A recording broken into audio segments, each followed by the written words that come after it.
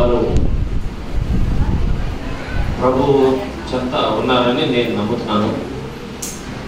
రెండోది ఏంటంటే నేను అబ్జర్వ్ చేసింది, నాకు మొదటి నుంచి పరజ్యోతయ్య గారు పెద్దగా తెలియదు. మేము ఈ చర్చికి రావడం మొదలుపెట్టిన తర్వాత నుంచే మాకు పరజ్యోతయ్య గారితో పరిచయం ఏర్పడింది. పరజ్యోతయ్య గారిది చైల్డిష్ నేచర్ అని నేను అనుకున్నాను. చైల్డిష్ నేచర్ అర్థం చేసుకోండి. చైల్డిష్ నేచర్ అంటే ఏంటి? చిన్నపిల్లల మనస్తత్వం. చిన్నపిల్లలకి పెద్దవాళ్ళకి ఉన్న వ్యత్యాసం ఏంటి? చిన్నపిల్లల్ని అమ్మ కొట్టుద్ది, మళ్ళీ ఒక 10 నిమిషాల తర్వాత మళ్ళీ అమ్మ దగ్గరికి వెళ్తారు. అదే పెద్దవాళ్ళని కొడితే 10 నిమిషాల తర్వాత అది వెళ్తారా?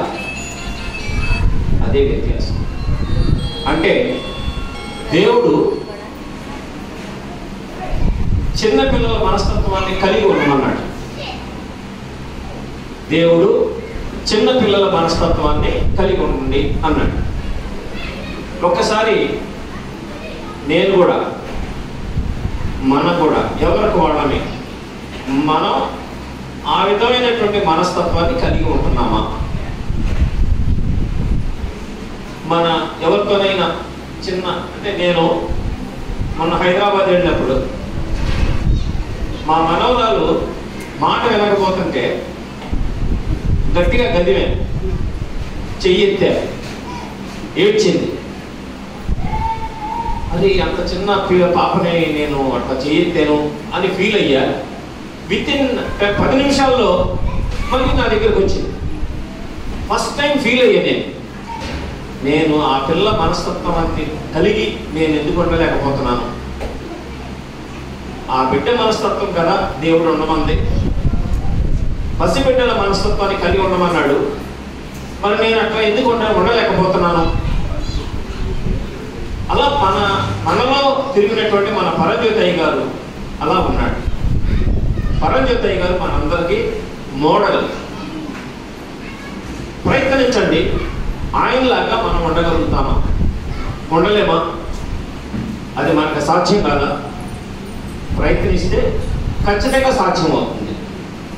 ఎప్పుడైతే మనిషికి ఈగో అనేది పోతుందో, ఈగో లేకపోతే అందరూ సమానమే, అందరూ సమానమే అలా అనుకుంటే ఆటోమేటిక్గా బిడ్డల మనస్తత్వాన్ని కలిగి మనం కూడా జీవించగలుగుతాం. నేను గమనించిన పాయింట్ అది. రెండో పాయింట్ ఏంటంటే, మన వాళ్ళు చాలామంది చెప్పారు పరజ్యోతయ్య గారు ఏమీ సంపాదించుకోలేదు. ఇవాళ సమాజంలో ఎంతోమంది పాస్టర్లని మనం చూస్తున్నాం. ఇవాళ పాస్టర్స్ అంటే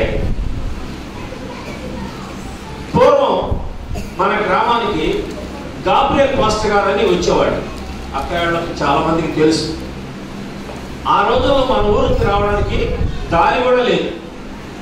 మోకాళ్ళతో బురదలో ఆయన పంచె పై కట్టుకొని వచ్చి మనకి ఒక సువార్తనే కాసేపు చెప్పి వెళ్ళేవాడు. ఇవాళ గమనిస్తే ఎంతోమంది దాన్ని ఒక ప్రొఫెషన్ లాగా, దాన్ని ఒక బ్రతుకు తెరువు అవకాశం లాగా తీసుకొని ఎక్కువ మంది వస్తున్నారు. నిజంగా వాళ్ళని దేవుడు పంపిస్తే సంతోషమే. అలా కాకుండా ఖచ్చితంగా బ్రతుకు తెరువే అనేటువంటి కాన్సెప్ట్తో కనుక వస్తే అది కరెక్ట్ కాదు అని నా ఫీలింగ్.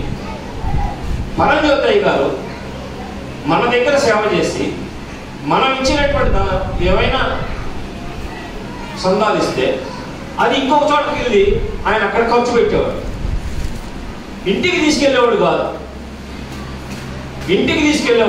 ఆయన ఇంకొక చోటకి వెళ్ళి ఇంకొక దగ్గర వాక్య పరిచర్యలో దాన్ని వాడేవాడు. దేవుడు ఏం చెప్పాడు? వాక్య పరిచర్య చేయమన్నాడు. ఎక్కడైనా దేవునికి కానుకలు కనుక ఏమైనా వస్తే మీ అవసరాలు పోను మిగిలింది పరిచర్యకే ఓడమన్నాడు.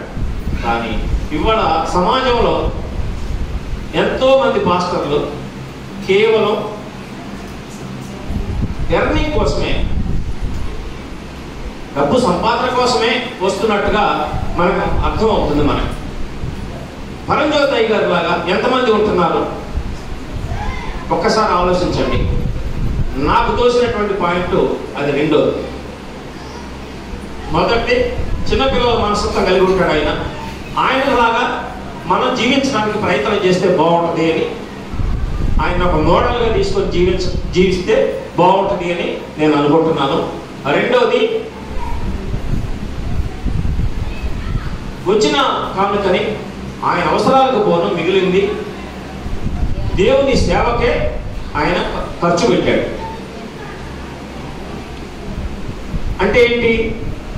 దాన్ని ఒక ప్రొఫెషన్ లాగా కాకుండా దాన్ని ఆయన ఒక బ్రతుకుదేవు కార్యక్రమం లాగా కాకుండా ఆయన ఖచ్చితంగా దేవుని వాక్య పరిచర్య నిమిత్తమే వచ్చాడు అనేది దాన్ని బట్టి అర్థమవుతుంది. ఎందుకంటే ఆయన బ్యాక్గ్రౌండ్ నాకు మొన్న తెలిసింది. వాళ్ళ నాన్న ఒక ఎంఆర్ఓ గారట. ఒక ఎంఆర్ఓ కొడుకు ఇవాళ మరి ఆయన ఇంటికి నేను వెళ్తే ఏమి లేవు, నార్మల్గా ఉన్నారు, హైఫైగా ఏమి లేరు, పెద్ద పెద్ద బిల్డింగులు లేవు, ఏమి అంత పెద్ద హైఫైగా స్తోమత నాకు అనిపించలా. నేను నిన్న వాళ్ళ ఇంటికి వెళ్ళాను. వెరీ సింపుల్, చాలా నార్మల్గా ఉన్నారు.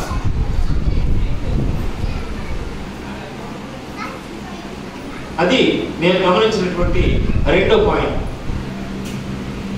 ఇంకొకటి ఏంటంటే, చిన్నపిల్లలకి మనం ఏది ఇచ్చినా అది తినొచ్చా తినకూడదా అనేది వాళ్ళు ఆలోచించరు. మీరు చాక్లెట్ ఇస్తే చాక్లెట్ తింటారు, కూల్ డ్రింక్ ఇస్తే కూల్ డ్రింక్ తాగుతారు. పరంజ్యోతి అయ్య గారు కూడా, ఆయనకి షుగర్ ఉంది, ఆ షుగర్ కూడా చాలా హై లెవెల్లో ఉంది. అయినా కూడా మీరు చాక్లెట్ ఇస్తే చాక్లెట్ తింటాడు, కూల్ డ్రింక్ ఇస్తే కూల్ డ్రింక్ తాగుతాడు. అంటే ఏంటి? Childish nature. అందుకే ఆయనకి ఎవరి మీద కష్టం లేదు. ఆయన మైండ్లో ఎవరి మీద కష్టము లేదు. ఆయన ఎవరి గురించి ఆయన బాధని మైండ్లో పెట్టుకోవాలి. అంత ప్లెయిన్ నేచర్, చాలా ప్లెయిన్గా ఉండేది ఆయన మైండ్.